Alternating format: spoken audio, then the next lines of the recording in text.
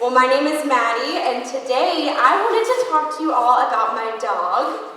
His name is Cecil. He is 3 years old. He is my very best friend in the whole world. He loves absolutely everyone that he meets. He is a regular at the dog park. It's his favorite place. His favorite thing to do is to snuggle on the couch, and he is the best passenger for any and every car ride. Cecil's also a pit bull. And because he is a pit bull, there are hundreds of towns and cities, even right down the road on Fort Campbell, where Cecil is not welcome. These places have what are called breed-specific restrictions, meaning that someone could quite literally show up on your doorstep and remove your dog from your home, or in the worst case, even kill your dog solely based on the physical appearance that they have. A dog that has no history of aggression, a dog that spends his days lying on the couch, spending time in his backyard, a dog that has never once even barked at the neighbor's yappy Pomeranians, that could be all it takes to end his life. Because he looks a certain way. A way that we have been taught is dangerous, and a way that we have been taught to fear. That could be all it takes, but there's nothing specific about breed-specific restrictions. These laws will list a few breeds, and they will follow them up by saying, any dog exhibiting those characteristics of the breed, or any dog commonly known as a pit bull. Think about that. The single deciding factor on whether a family dog lives or dies is whether or not the dog could be or looks like a pit bull. And with that being said, breed studies from all around the world show that this type or look of dog is no more likely to be more dangerous or more aggressive than another. In the United States, we have what is called the American Temperament Test Society. And what they do is they take all different kinds of breeds and all different kinds of dogs of those breeds and put them in different situations where they are monitored to see how they react. The average passing score for this test is an 83%.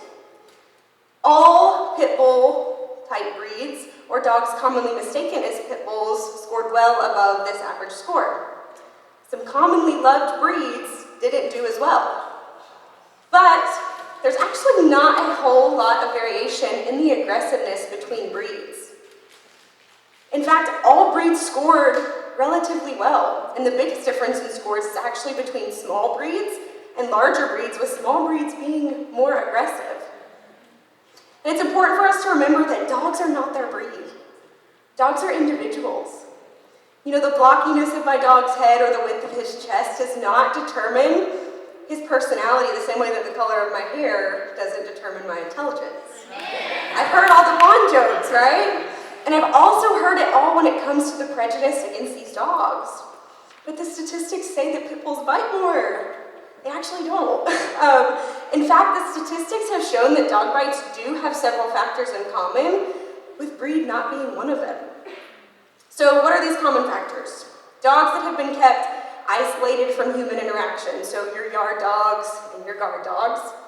Dogs that have not been spayed or neutered, that is a whole other topic for a different time. Owner history of abuse and neglect, and failure to intervene when appropriate, especially when kids are involved. Dogs do need correction, and it's important to start that early on. And with that being said, it's clear to see where we need to grow, and based on the facts, we can see that banning these breeds has proven to be ineffective. It just doesn't work. So now we know that there is no evidence to show that pit bull type dogs are prone to aggression, and we know that breed restrictions don't work, so why do states still try to enforce them? So when the media began covering dog fighting raids back in the 70s and 80s, they did not focus on the sadistic nature of these people who were causing these dog fights, and they didn't focus on the torture committed against these dogs to make them want to fight, because dogs don't want to fight. They're social animals. It's totally against their nature. Instead, the media focused on the monster dogs coming out of these raids, and that's when the myth started. They have locking jaws. They're stronger than any animal. They don't feel pain. That is simply not true. And the media has had a way of portraying these dogs to where they were seen as a new category of beast, to the extent that at one point in Miami, you could own a tiger and not own a pit bull.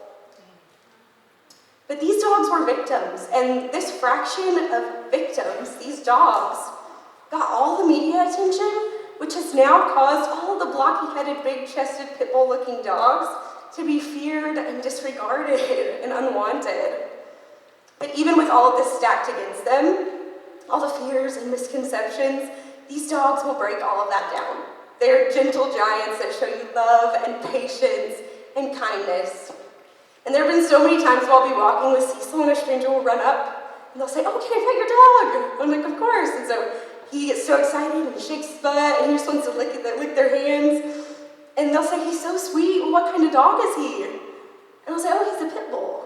And when I say that, there's always a moment of reservation and then surprise. And they'll usually say, "I didn't know that pit bulls could be so sweet." And it makes me wonder, well, have you met any? And so I want to challenge all of you, go meet a pit bull, go find a blocky-headed, big-chested friend and spend some time with him. And you'll realize that he's not so scary.